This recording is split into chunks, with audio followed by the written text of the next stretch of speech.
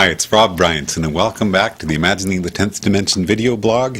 And once again, we're doing a video with me as a floating head. Today we're talking about the missing 96% of the universe.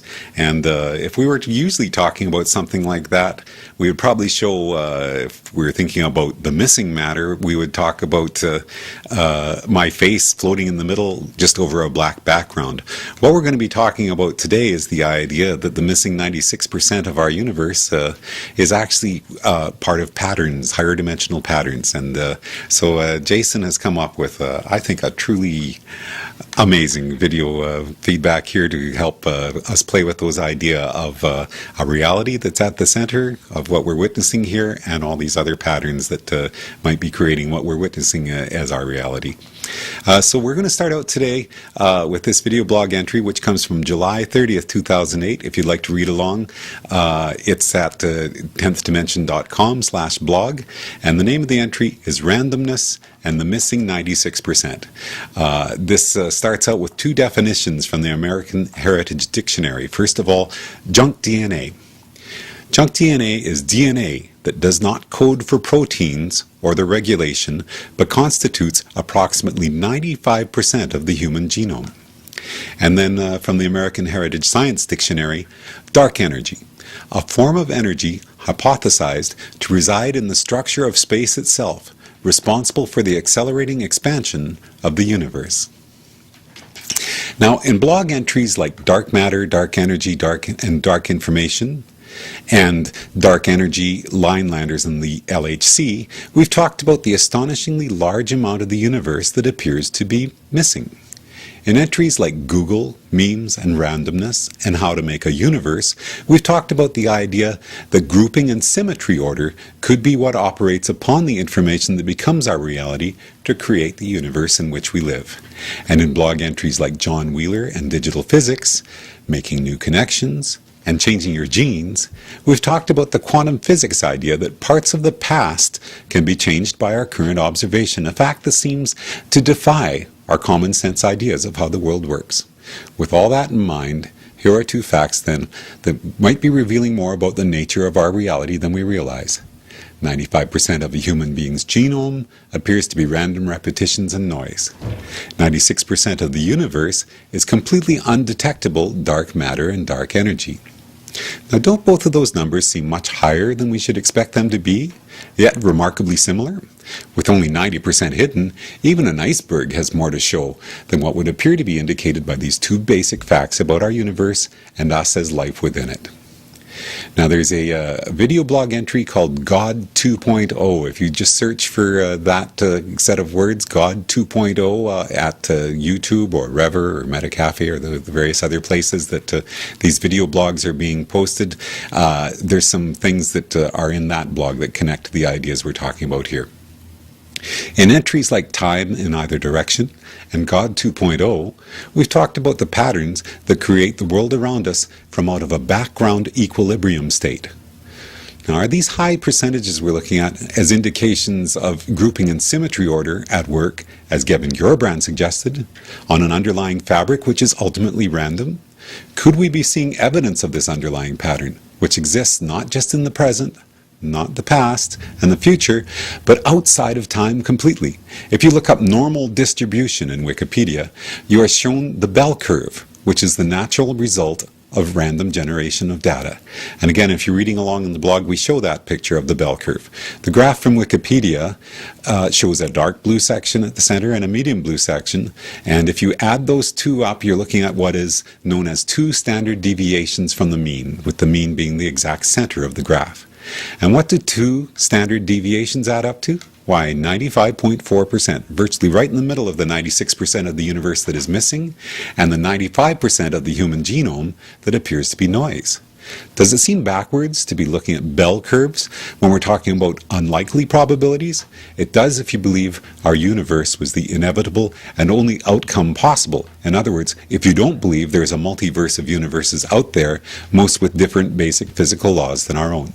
I believe that dark energy and junk DNA could be showing us that our universe is not in the center of this bell curve, but on the outside edge.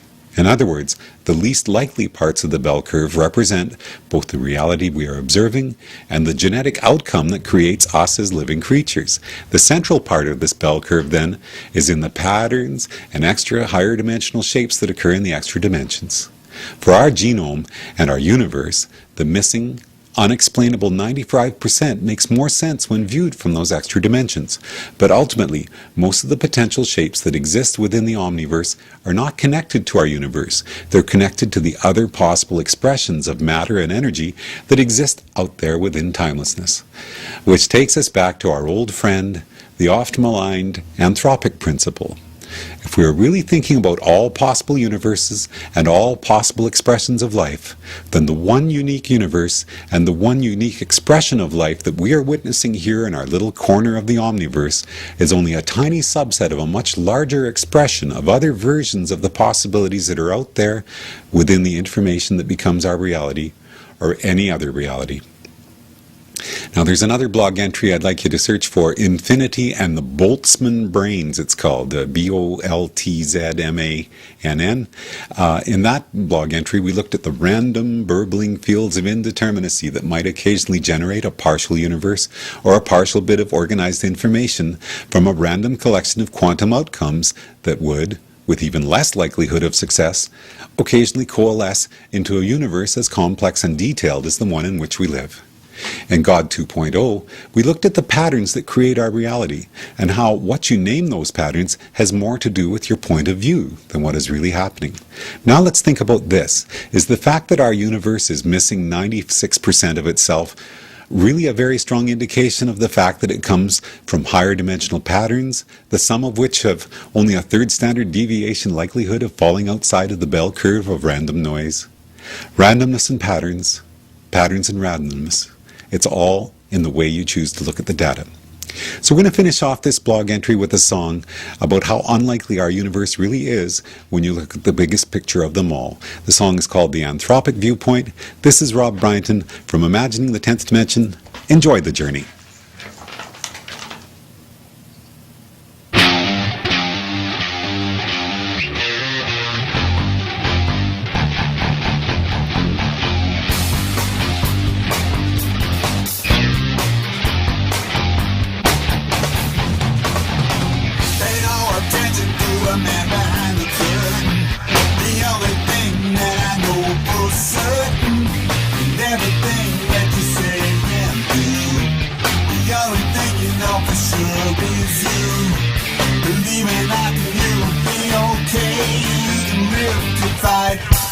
Another day, someday. Pay no mind to those tiny little voices. Every day you gotta make some choices. Make them right and you can carry on. Make them wrong and you will soon be gone. And if it seems just a little unfair, get used to it. 'Cause the stars don't care, don't care. In the anthropic viewpoint, the reason we're here is because we're here. And if it were impossible, then we wouldn't be. If there's other worlds and we've just missed them, the way to know what's outside our system. We're like goldfish living in a bowl. What's beyond it we can never know. All we can do is theorize, 'cause we can never get outside, outside. In the anthropic viewpoint, the reason we're here is because we're here. And if it were impossible, then we wouldn't be. So here we are in the hydrogen conspiracy.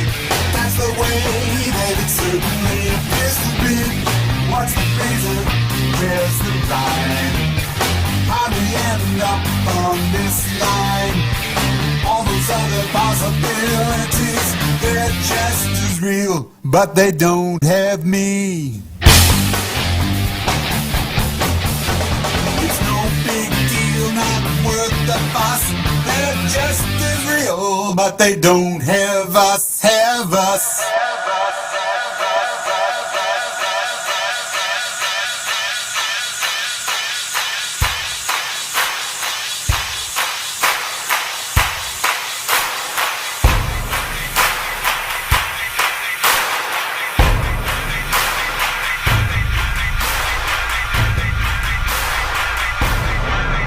But they don't have us. In the anthropic viewpoint, the reason we're here is because we're here. And if it were impossible, then we wouldn't be.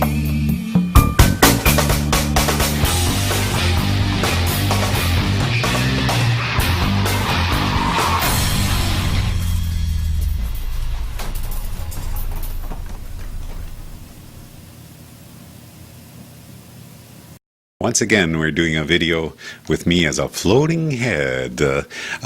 Today we're talking about the missing 96% of the universe. And if we were usually talking about something like that, we would probably show, if we were thinking about the missing matter, we would talk about my face floating in the middle just over a black background. What we're going to be talking about today is the idea that the missing 96% of our universe is actually part of patterns, higher dimensional patterns. And so Jason has come up with, I think, a truly amazing video feedback here to help us play with those idea of the entry is randomness and the missing 96%. This starts out with two definitions from the American Heritage Dictionary. First of all, junk DNA. Junk DNA is DNA that does not code for proteins or their regulation, but constitutes approximately 95% of the human, a reality that's at the center of what we're witnessing here and all these other patterns that might be creating what we're witnessing as our reality. So we're going to start out today with this video blog entry, which comes from July 30th, 2008. If you'd like to read along, it's at 10thdimension.com/blog, and the name of the